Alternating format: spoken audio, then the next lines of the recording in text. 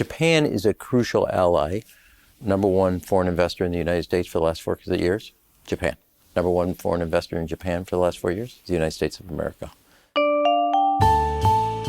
Hello and welcome to GZERO World. I'm Ian Bremmer, and today I'm coming to you live from Tokyo, Japan, to check in on America's pivot to Asia. How's that going? Given that neither Ukraine or Israel are located in the Asia Pacific, last I checked, I'd say not so great.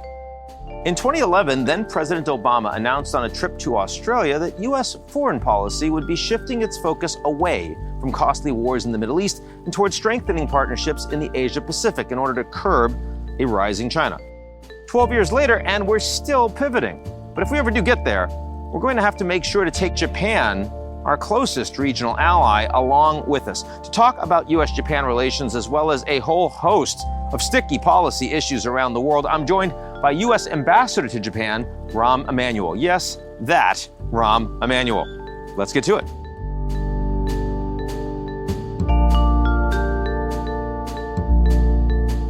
The GZERO World podcast is brought to you by our lead sponsor, Prologis.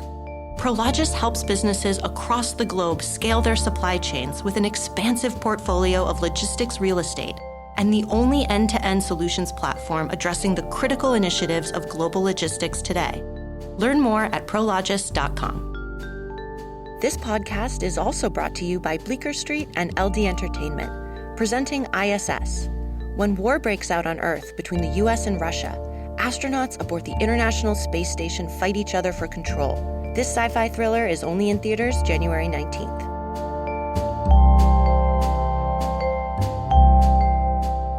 Rahm Emanuel, really good to see you. Thank you. Yeah, sure. So start with our home turf here and explain just for a couple of minutes why Japan is such a critical ally of the United States in today's world.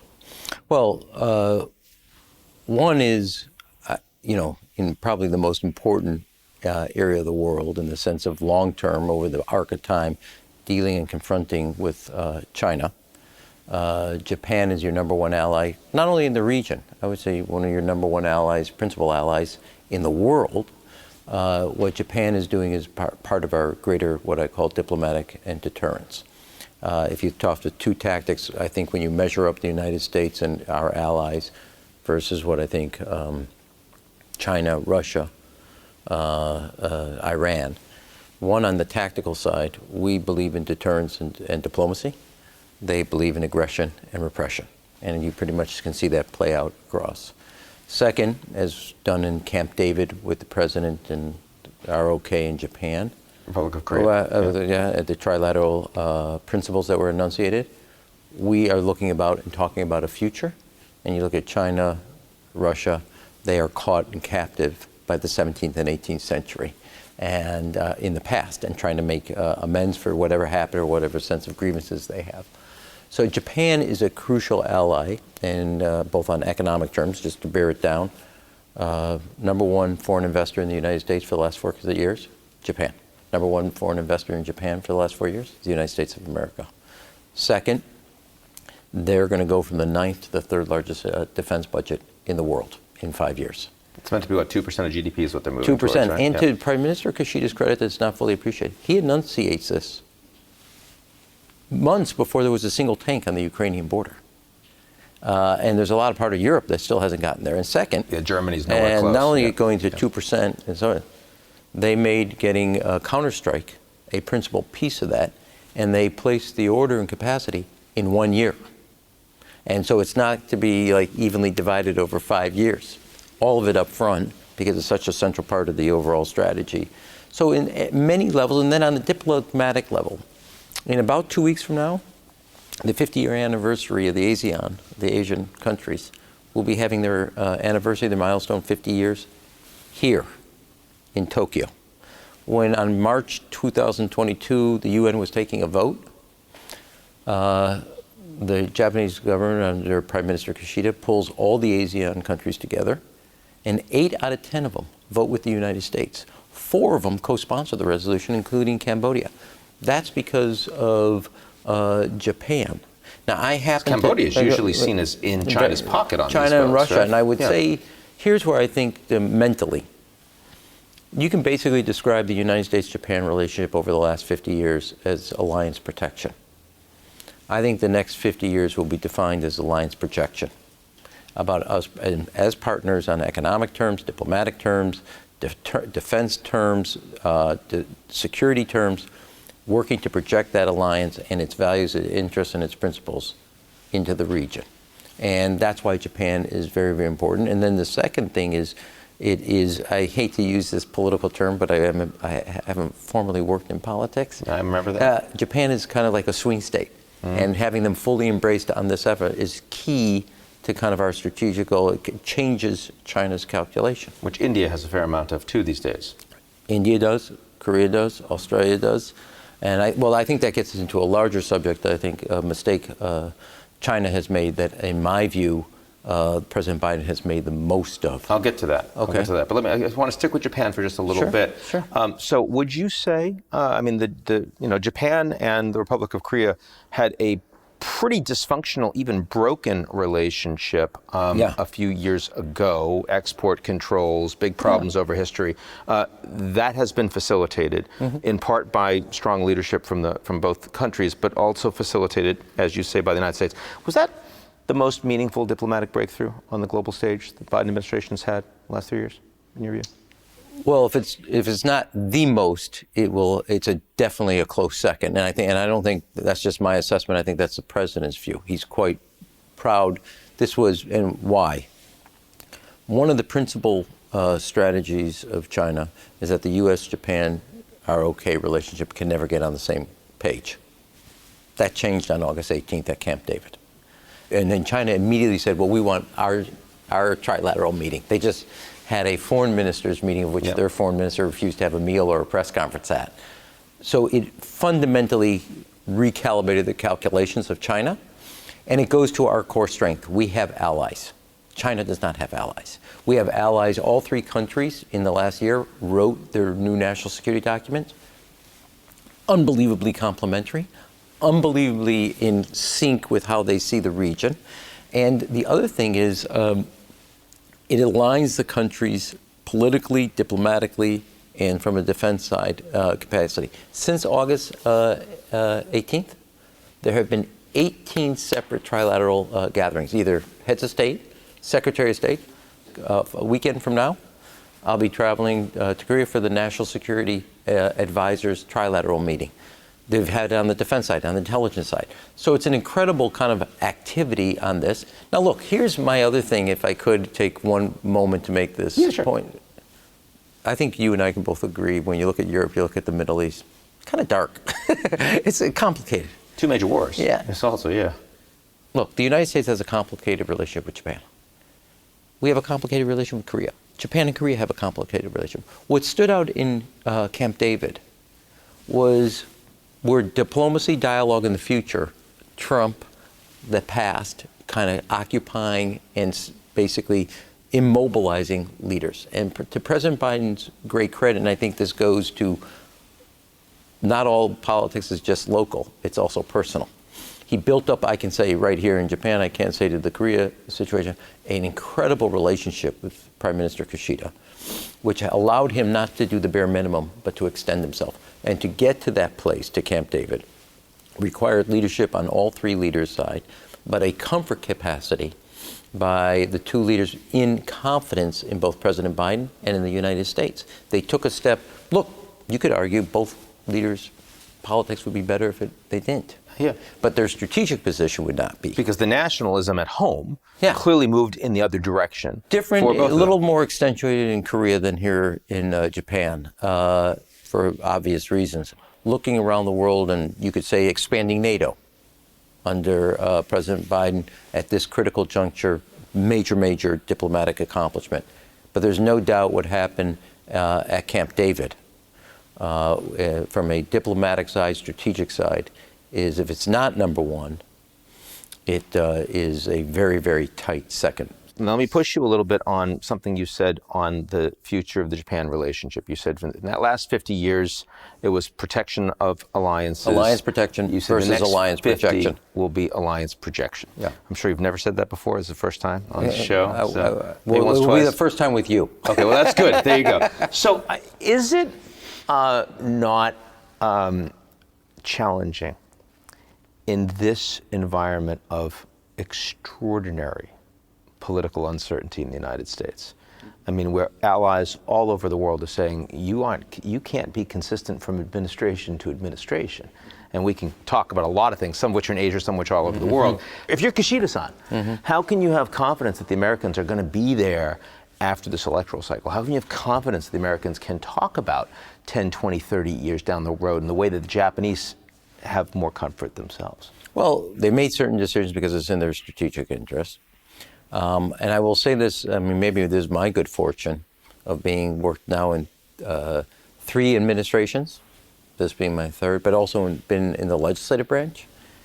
I don't know, outside of Israel, I don't know of another country that has this deep of bipartisan support as Japan. Let me give you one reference. I'd probably throw Canada in there, but Well, okay. Okay. So you can throw Canada. That's fine. Outside of either the Atlantic or Pacific. How's that? There you go. Okay. Yeah. But now we narrowed it down. Okay. But what I mean by that is, so this here in Japan, the president's been here twice, vice president twice. Speaker McCarthy's been here. Nancy Pelosi's been here. Everybody in the cabinet's been here, but 4 members. And over 102 members of the United States Congress, and there have been 20 governors in just the last year. That's just I'm for COVID restriction when it comes to travel. I am tired of it. But that tells you how deep the support for Japan has become. There's no state where Japan does not have a major company invested in and doing a major investment, as reflective of what I said to you earlier, largest investor for the last 4 years consecutively. So it has a deep well of support in the Congress, a deep well of support in the strategic plan throughout the government, meaning on the national security side, on the commercial side, and on the diplomatic side. I do think when they look at this, they understand that the roots of Japan from a bilateral relationship and the roots from Japan in a regional perspective run deep. That's right. And you can never go anywhere from here to there without Japan. And so therefore, I think you can look at the United States politics, but you can also look at Japan's interest and where it lies in the United States, and that's a safe bet. So you think despite the fact, I mean, again, there are leaders in the world, certainly the Japanese are one, Modi is a second. I'd probably point to a few in the Middle East as well that would say, you know what, no matter who the American leader is, I feel like I'm going to be reasonably comfortable. But, you know, when Trump was president, he was pushing pretty hard on trade deficit, right? Pushing pretty hard on, I just want to do deals. The strength of the alliance isn't necessarily so important. Now, he got along pretty well with Abe, but certainly I feel from my conversations with Japanese leaders that they are scared about 2024. I'm sure they tell you that too, privately. What do you say to reassure them? Well, I mean, I walked because there's an interest. And I look at that interest as so keenly aligned. And it's aligned not just because of China in the region, because of economic, diplomatic, and deterrence levels. And I would talk about American politics, but they also have their politics. Look, I just left a meeting with Korean leaders in the diplomatic area, and one person asked about elections. I said, look, all 3 governments are going to have elections. Nobody knows how that turns out. That said, that the strategic interests have consistency. The elections may fluctuate. I don't believe they will in the United States, but strategic interests align. Okay, so I would push back that the level of uncertainty in Japanese elections in the future is somewhat restrained compared to that of the United States. I suspect you agree with me? Yeah, this is the closest thing I've seen. Yes, I do think Japan's politics, at least in the post-World War II, but my study of it is the shift is more within the LDP than it is among parties. Yeah, so fair enough. Okay, let's move on. So on China, you said that China doesn't have allies. we have allies. We, the United States, have allies. it's Now, look, I mean, I know that the Chinese don't like you. You're not paid for the Chinese to like you. I think that's okay. But Well, let me say this. Yeah. They're not getting their money's worth. Well, there you go. So, question. Would you say, I mean, in your view, do the Chinese have transactional relationships? Unpack that statement from you a little bit. Well, let me first of all give you my mental landscape. I describe there's more than one China. And there's what I call the 3 C's: calm, conflict, and charm. Starting at the core is the relationship between the Communist Party and the people of China. And that calm is rattling hard. And it's biggest kind of deterrence on them doing anything outside, because the economy, I mean, one indication, one model of this, outside of Ecuadorians, Venezuelans, and Haitians, the number one people crossing the border in the United States are Chinese. Yeah. And these are middle-class people fleeing. It also tells you there's a lot of them, by the way. I mean, there's that. But there is. But it's not a percentage thing. But that's, the high end is also fleeing to Singapore. The largest real estate buyers here in Tokyo are Chinese. Chinese, yeah. Money and people are fleeing. That calm is not calm. It's a nightmare. Number 2, in the region. Yeah. You name me a country they're not in conflict with. 2 border wars, conflicts with India, 5 missiles into Japan's EEZ, Philippines constantly harassing their Coast Guard. You just go through the region, and there's, I mean, Australia's flights, our flights, Navy ships just off in the South China Sea with the United States. They have a problem with almost every country in the region. So I would say to you, when you look at this, that area of conflict, they have in their own way heated up. And they don't have the alliances we have. It is our strength, and to President Biden's great credit, not just because I'm an ambassador appointed by him, he has rejuvenated and re-energized the notion of alliance. You can see it in Europe, and you can see it in this region. Just take this region in the last 2.5 years. You have AUKUS, you have the trilateral, you have what has happened under the Quad. You have our investment in the blue ocean areas of the islands of Solomon Islands and Papua New Guinea, go through those islands. You see what we're doing with Australia and New Zealand on economic terms, Singapore, India on a bilateral. That brings a level of strength, and China takes note of these relationships, not just on the diplomatic side, but on the security side, the defense side, and the deterrence side. And so they don't have allies. They may have financial relations, but those financial relations come with subjugation. Name me a country that wants to extend their Belt and Road Initiative on the same terms.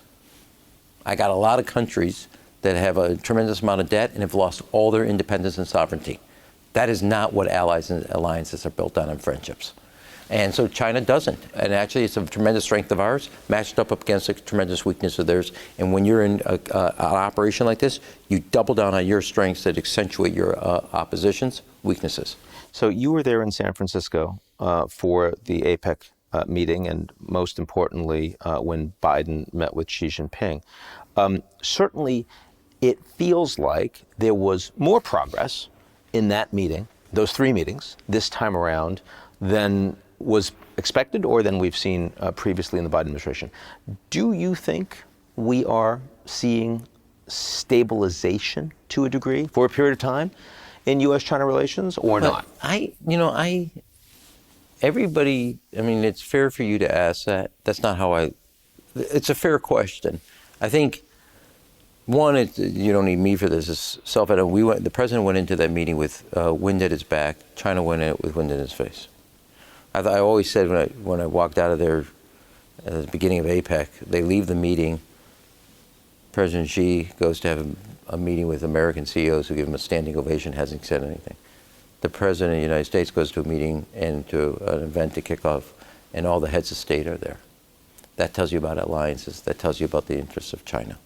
I think it also tells you a little bit about American CEOs, but you probably don't want to go there. So I'll go there. Okay. I think the American CEOs way too influential in American foreign policy in this region. Way too influential. And I think it was amazing to me that they gave a standing ovation for very little acknowledgement, since none of them can staff their offices in China because their people will not move from America because of fear of them getting arrested.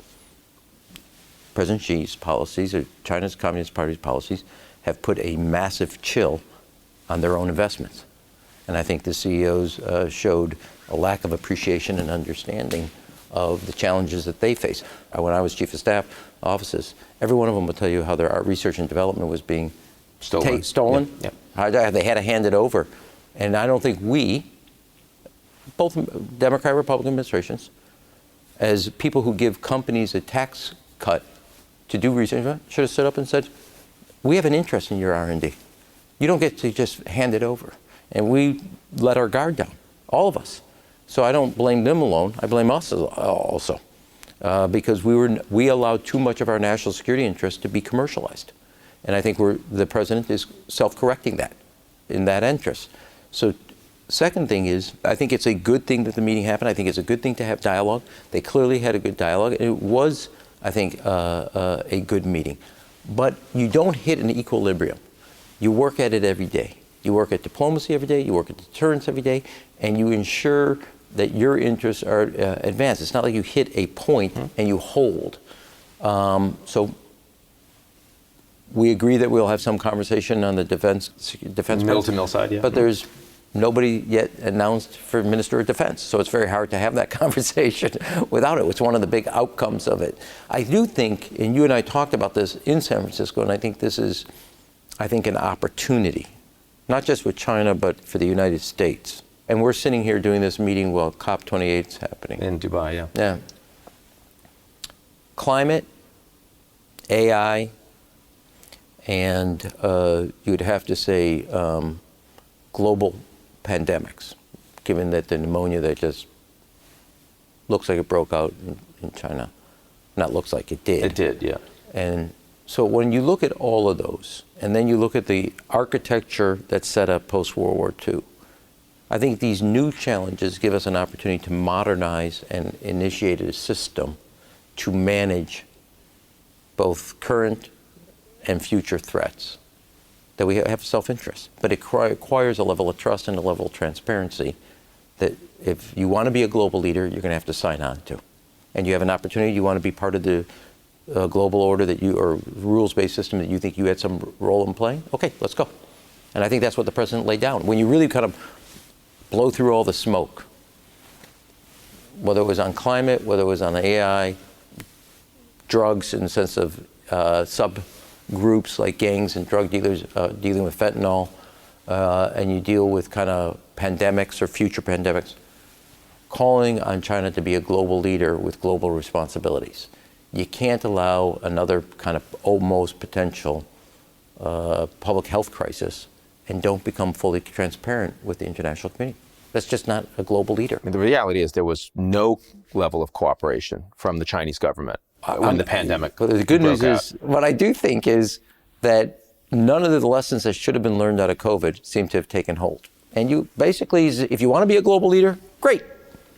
It comes with responsibilities. If you want to be a global leader, you can be part of writing the future, or not. So and I think that's a challenge. Kissinger just died. I'm wondering, we don't have a new Kissinger, but if we did, how would that person need to be different vis-a-vis China to be effective in your view, in today's world? So I've tried to read almost everything of the obituaries, the analysis, the criticism, etc. There's a challenge here. And what I mean by that is it's a different world.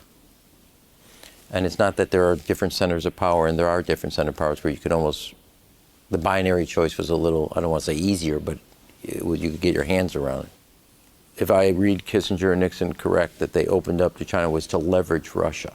I don't think you can open up to China or to engage China with the idea that you're going to leverage Russia. China can be helpful, but I don't think they see too much of Russia in their interests. That's why our strategy of accentuating our strength, which is our diplomatic capacity, our deterrence capacity, I think matters tremendously to how to activate that. Again, this is hard in foreign policy and anything. Where does deterrence end and provocation begin? And having a very robust deterrence, and I say deterrence meaning not just military, diplomatic efforts like Camp David, is deterrence. Economic sanctions also, yeah, sure. Well, economic sanctions and economic growth. Sure, both. So it's, yeah. And I think always saying to China, and I would be an articulate to this, You did not take X 100 million people out of poverty. The world system you were a part of allowed you to do it. You've turned your back on it, and since that time, your economy has shrunk, your middle class has shrunk, your youth have given up on you. You have unemployment in China among youth that's greater than any poverty area of any urban area in America. Which is why they've stopped publishing the data. Yeah, well, that doesn't solve the problem. And when you have a one-child policy, there's a lot of very angry Chinese mothers. Okay? So to me, you say there's always an opportunity for you to have a seat at the table, but here's what we're going to do if you decide not to take that seat. And that's what I think has to be articulated. And it's not some way to hark back to some, and I'm not saying it wasn't nostalgic. The play of China and Russia at that point worked. It doesn't mean the play today is the same play. But so there's a skill set of engagement with a sense of an opportunity as well as a cost. And that's got to be clear. Before we close, I want to open the aperture with you a little bit, since you're not just Ambassador to Japan. You've got some thoughts on global issues and a lot of experience on them. Yeah, probably more global thoughts than I'm allowed.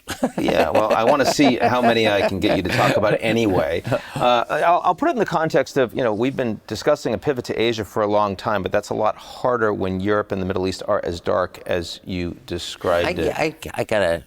I hate that whole term. I don't and the blame whole concept. Yeah. If you're a superpower, you don't play everywhere. Yeah, you have to. But you have to prioritize as well. Sure. I mean, we're looking at these two wars. Yeah.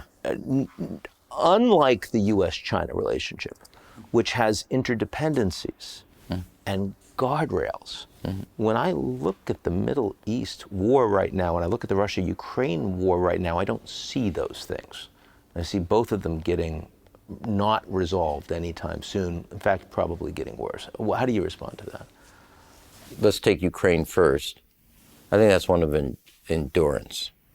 And I know when you say resolved, I think our determination to stay the distance will have an impact. Actually, that tactic has strategic value. Because and is increasingly open to question.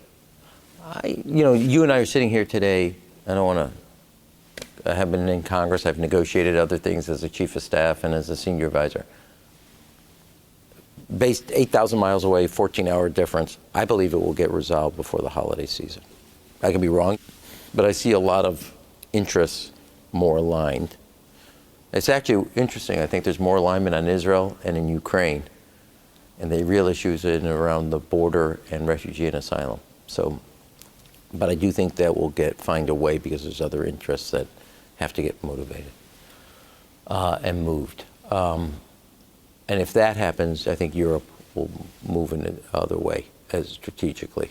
I do think Russia's interest in Ukraine, they will come, if we show our endurance level, will come to the conclusion the costs to Russia, not just at home, but across the globe, as Azerbaijan and Armenia showed. Even something that they had a key strategic interest. And ultimately could play virtually no role and got resolved against them. Yes. Yeah. And that their dependence on North Korea will come for ammunition. Right, for ammunition, and what they handed over in violation of the UN Charter that they were signatory on. In terms of sanctions. New technologies. Yeah. So I think that, there's a cost pressure here. Now, the Middle East, as it relates to what's happening now, I think this is why I have to be careful. No matter how much I would like to get out of my lane, I can't get out of my lane. But I think on this is not just a Hamas-Israel issue. And this deals with something fundamental to the core of Israel's security. And I think we're at a period of time, given what's happening in the north, what's happening in the south, being Lebanon border, Gaza, and Syria, and then you can say the West Bank.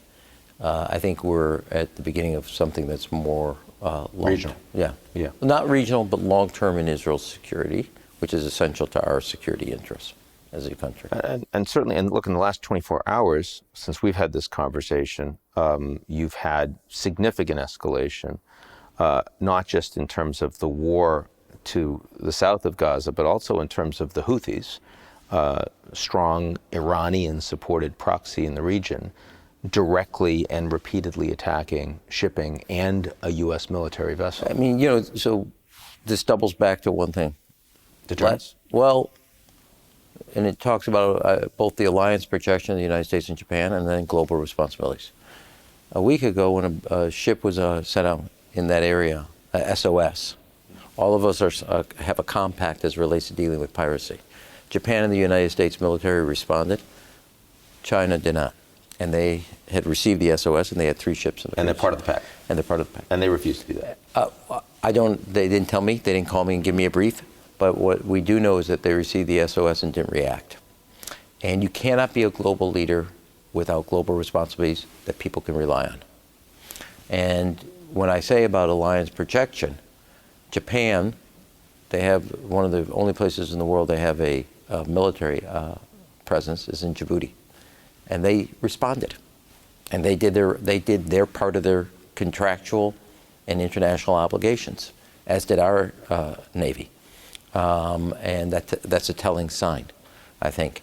And so, yes, the Houthis have done this. I will take note that, no, you only need one mistake, but the United States Navy and the servicemen and women, as a father of a Navy officer, have done an incredible job in the last 3 weeks in intercepting, whether it's a drone, cruise missile, or some other type of missile, have done it. Our technology has shown its real capabilities. And more than technology, the training we give our men and women to operate. So I am hearing, and I want to make sure I got this right, that of these 2 conflicts, the one in the near to medium term you are more concerned about is in the Middle East. I am, because that has a potential to spiral and bring other players in that has a conflict. I'm giving you just my view. Okay, that's all I'm asking for. No, I know, but I want to be careful. Mm-hmm. I don't see Russia's capacity, because I think that when you look at the loss of life, loss of ammunition, loss of armor, and a telling sign of what happened, something that they would say they have a keen strategic interest, and they could not respond this summer between Azerbaijan and Armenia, where they have an obligation. That tells you the ability for this to spiral out into a NATO country. Not that you shouldn't be nervous about it, but NATO has been activated in a way that we haven't seen in the last 15 years. But given Iran, given Hezbollah, given the West Bank, but given Gaza Strip, given the Houthis in Yemen, it's a close quarter, and there's more than one player here. And there ain't no NATO in the Middle East. No, but there is no NATO in the Middle East, but you can see the level of deterrence that the United States brought has had its own impact. Now, if I could, on a more optimistic, so I don't want to end on a negative, you look at this region, and this is an example where deterrence has had exactly that impact, and diplomacy has had exactly that impact. You have exactly the same interests of revisionism, chasing something of the past, not dealing with the future. And I think the president and the team that I'm a part of has made the most in the last 3 years of putting in place the cornerstones and the core principles of our strategy of deterrence and diplomacy in combination with our allies. And it's having a real impact and made the most of what I think are major mistakes by the Chinese Communist Party in the last 3 years. Rahm Emanuel, thank you very much. Thank you. That's it for today's edition of the GZERO World Podcast. Do you like what you heard? Of course you did. Well, why don't you check us out at gzeromedia.com and take a moment to sign up for our newsletter. It's called GZERO Daily.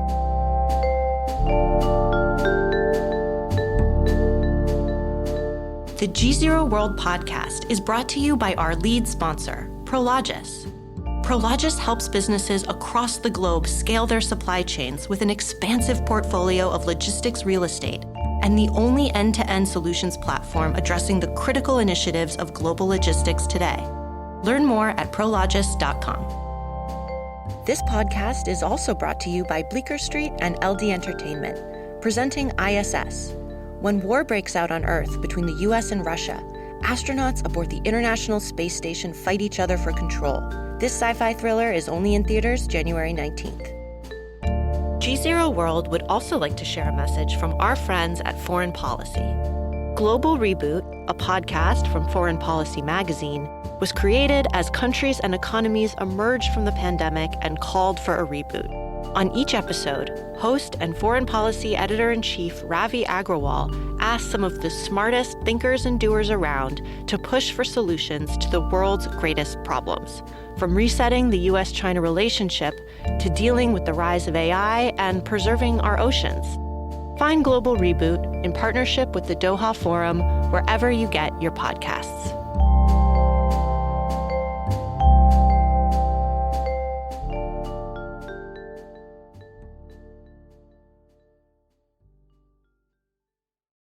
You're listening to the GZERO World with Ian Bremmer podcast, your weekly geopolitical deep dive into the world's biggest news stories, featuring in-depth conversations with global leaders and newsmakers. To get more of GZERO's insights on global politics every morning, sign up for our free newsletter, GZERO Daily, at gzeromedia.com.